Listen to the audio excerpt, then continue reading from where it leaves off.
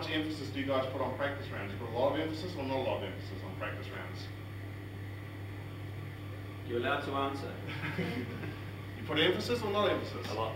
A lot, yeah. When you play practice rounds and you play like we do on the tour, it's no different to you guys play a practice round. You know, obviously when you play a practice round, what you're looking for is the difficult, where not to miss a green, where to miss a green, and that sort of thing.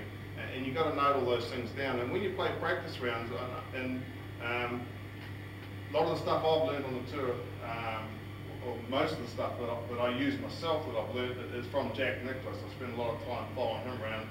I was fortunate to be, when I was working with two of the players I worked for, played a lot of practice rounds, and I queried him a lot. Probably a good guy to query.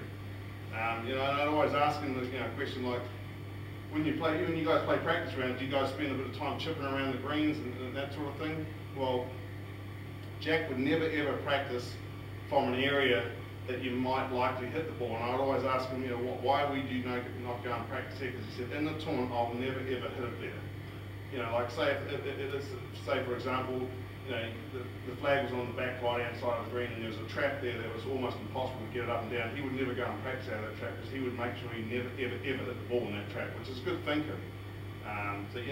Basically when you play practice rounds, you want to practice where you're going to miss the shot, and how do you control where you miss the shot?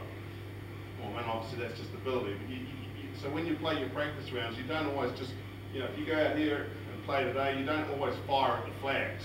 When you play practice rounds, imagine where the pins are going to be in the tournament.